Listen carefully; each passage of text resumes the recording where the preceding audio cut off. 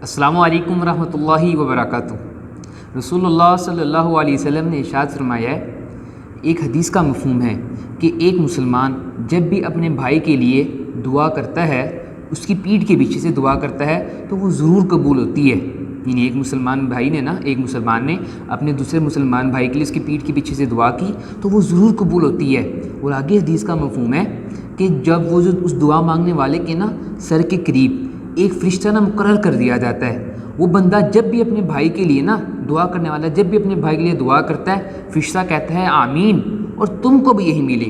یہ حدیث کا مفہوم ہے۔ تو دیکھیں، اس سے ہمیں یہ سبق ملتا ہے کہ جب ہم یہ چاہیں گے کہ میرے حق میں دعا قبول ہو، تو ہمیں چاہیے کہ ہم اپنی دعا میں دوسرے لوگوں کو شامل کر لیں۔ ہم اپنے دوسرے لوگوں کو شامل کر لیں۔ پہلی بات، آج ہم لوگوں کا اللہ تعالیٰ معاف فرمائے کیا معمول ہے؟ پہلی بات تو یہ کہ ہم دعا مانگتے نہیں ہیں۔ آج لوگوں میں ٹرینڈ جاتا جا رہا ہے، یہ رواج ہی ختم ہو گیا ہے دعا مانگنے کا۔ کیا جی، لوگ پہلی بات حتیٰ کہ یہ نماز پہ نہیں آتے، اگر نماز پر آ گئے مولوی صاحب نے دیکھیں، اور لوگ یہ سمجھتے ہیں کہ جی بس مولوی صاحب نے جو دعا مانگی ہے وہ تو فرض عین ہے، حالانکہ یہ فرض عین بالکل بھی نہیں ہے، نہ یہ کسی حدیث سے ثابت ہے، نہ یہ سنت عمل ہے۔ ہاں، سنت عمل یہ ہے کہ آپ خود دعا مانگیں، نہ کہ امام کے پیچھے مانگیں۔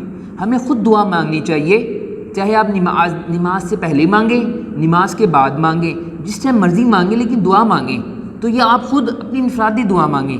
اور آج لوگوں کا کیا معمول ہے، جیسے نماز پڑھتے ہیں کچھ لوگ تو بس نکلنے کی کرتے ہیں، اگر کچھ لوگ بیٹھتے بھی ہیں تو بس وہ امام کا کرتے ہیں، امام اس میں جو دوسری دعائیں پڑھ رہے ہیں وہ جیسے ہی آمین کہتے ہیں بس وہ نکل جاتے ہیں۔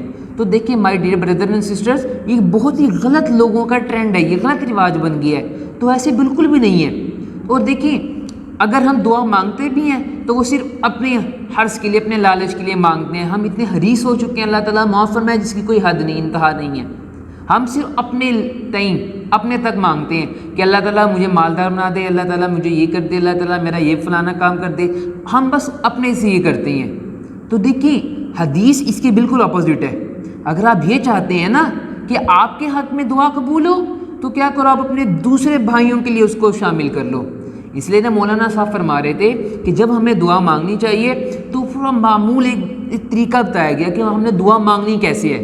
ایک یہ بہت امپورٹنٹ چیز ہے کہ جب ہم دعا مانگنے کے بیٹھیں، ہم پہلے اعوذ باللہ پڑھیں، بسم اللہ پڑھیں، اور بیٹھنے کا طریقہ بتایا گیا، جس طرح ہم تشہد میں بیٹھتے ہیں اس طرح بیٹھیں، اور اپنے ہاتھ آگے منہ کے کر کے تو اپنی آنکھیں بند کر کے ہم صرف اللہ تعالیٰ سے بات کریں، میں دوسرا کسی اپنے جو ہمارے ارد گرد میں اس کا کچھ قدر تعلق ہو جائیں۔ کیا کریں جی؟ پھر ہم سورہ فاتحہ پڑھیں، درود شریف پڑھیں، اور جو ہمیں دوسری دعائیں آتی ہیں، ربی جعلنی ہوگی، ربنا ہب لنا ہوگی، یعنی جو آپ کو دعائیں آتی ہیں اب وہ پڑھیں۔ اس کے بعد کیا کریں، آپ پہلے انسانی دوسرے لوگوں کے لیے آپ دعا مانگنا شروع کریں کہ اللہ جتنے بھی انسان ہیں ان کو ہدایت عطا فرما، ان کو نیک کام کرنے والا بنا، ہمارے وطن عزیز کے لیے ہم دعا مانگیں، ہماری قوم کے لیے دعا مانگیں، تمام انسانوں کے لیے۔ اس طرح پھر اپنے والدین کو اپنی دعا میں شامل کریں۔ اپنی والدین ایک بہت بڑا ٹکٹ ہے جنت کا، والدین دو دروازے ہیں، ہمیں ان کو کبھی نہیں چھوڑنا تنہا۔ تو اپنے والدین کے لیے دعا مانگیں، اگر وہ حیات ہے ان کی لمبی عمر کے لیے دعا مانگیں، ان کی خدمت کرنے کے لیے دعا مانگیں، اور اگر وہ وفات پا گئے ان کی مغفرت کے لیے دعا مانگیں۔ اور اپنے بہن بھائیوں کو، اس کے بعد اپنے بہن بھائیوں کو اپنی دعا میں شامل کریں، کیونکہ دیکھیں بہن بھائی جو ہے وہ بھی ایک بہت بڑا ذریعہ ہے جنت میں لے جانے کا۔ اپنے بہن بھائیوں کی خدمت کیا کریں، اپنے بہن بھائیوں کو دعا میں شامل کریں۔ اور اس کے بعد جو دوسرے لوگ ہیں، جن لوگوں نے آپ کو دعاؤں کے لیے کہا ہے، اس حدیث یہاں پہ پھر آ رہی ہے کہ آپ جو دعا اپنے دوسرے بھائیوں کے لیے کرو گے، اللہ تعالیٰ وہ پہلے آپ کے حق میں قبول کریں گے، فرشتہ اس کے لیے مقرر کر دیا جاتا ہے، پھر اس کے بعد آپ اپنے لیے دعا لے کر آئیں۔ اور وہ فرما رہے تھے مولانا صاحب کہ ہم نے اپنے مفتی صاحب کہہ رہے تھے پھر ہم نے اپنے لیے کیسے دعا کرنی ہے، پہلے اللہ تعالیٰ سے دعا مانگے کہ اللہ تعالیٰ میرے سارے صغیرہ اور کبیرہ گناہ معاف فرما۔ جب یہ دعا ہو جائے پھر اللہ تعالیٰ سے دعا کریں کہ اللہ تعالیٰ مجھے ہدایت عطا فرما۔ پھر اللہ تعالیٰ سے جنت کی دعا مانگے کہ اللہ تعالیٰ مجھے جنت الفردوس میں اعلیٰ مقام عطا فرما، اور دوزخ کی، جہنم کی آگ سے نجات عطا فرما۔ پھر اس سے یہ کریں کہ اللہ تعالیٰ مجھے دین کے کام کے لیے قبول فرما، اور دین کا کام کیسے؟ دین کا کام مجھے عطا فرما کہ میں اخلاص سے کر سکوں، استقامت سے کر سکوں۔ اس طرح ہمیں کرنا چاہیے کہ میں کیسے اخلاص سے کرنا ہے، ہمیں اس میں ریاکاری نہیں ہونی چاہیے، استقامت سے اللہ تعالیٰ سے قبولیت اور استقامت ہم نے مانگنی ہے۔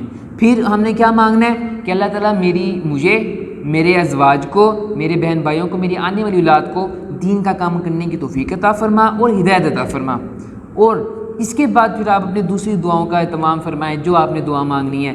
اور جب یہ ہو جائے، ایک حدیث میں پڑھ رہا تھا، رسول اللہ صلی اللہ علیہ وسلم بیٹھے تھے تو ایک آدمی آیا، وہ دعا مانگ رہا ہے، پھر اینڈ میں کہتا ہے یا ذی الجلال والاکرام یا ارحم الراحمین، کہ اے اللہ میرا یہ کام کر دے۔ تو رسول اللہ صلی اللہ علیہ وسلم نے فرمایا کہ اس بندے کی دعا ضرور قبول ہوئی، کیونکہ بندے نے اسم اعظم سے اللہ تعالیٰ کو پکارا ہے۔ اسم اعظم یہ ہیں یا ذی الجلال والاکرام یا ارحم الراحمین۔ یہ دعا جب ہم اپنی دعا میں شامل کرتے ہیں نا، تو رسول اللہ صلی اللہ علیہ وسلم نے ارشاد فرمایا کہ یہ دعا ضرور قبول ہوتی ہے، ضرور قبول ہوتی ہے۔ اور ایک حدیث میں ہے کہ جس دعا کے اول اور آخر میں درود شریف آتا ہے وہ دعا ضرور قبول ہوتی ہے۔ جب ہم یہ کر لیں، اس میں اعظم پکار لیں، اس کے بعد ہم درود شریف پڑھیں، پھر آمین کہیں، اور اللہ پہ ہمیں پورا یقین کرنا ہے کہ میری دعا ضرور بالضرور قبول ہوگی، تو پھر ہماری وہ دعا قبول ہوتی ہے۔ تو اللہ سے دعا ہے کہ اللہ تعالیٰ ہم اس کو سمجھنے کی، عمل کرنے کی توفیق عطا فرمائے، اور اسی لیے ہمیں چاہیے کہ ہم دعا کا اہتمام کریں، دعاؤں میں ہم دوسرے لوگوں کو شامل کریں۔ جو دعا ہم دوسرے لوگوں کے شامل کریں گے، وہ دعا انشاءاللہ اللہ پہ یقین رکھیں وہ دعا ہمارے پہلے حق میں ہمارے قبول ہوگی۔ تو اللہ سے دعا ہے کہ اللہ تعالیٰ ہم سب کو اس کو سمجھنے کے، عمل کرنے کی توفیق عطا فرمائے۔ السلام علیکم ورحمۃ اللہ وبرکاتہ۔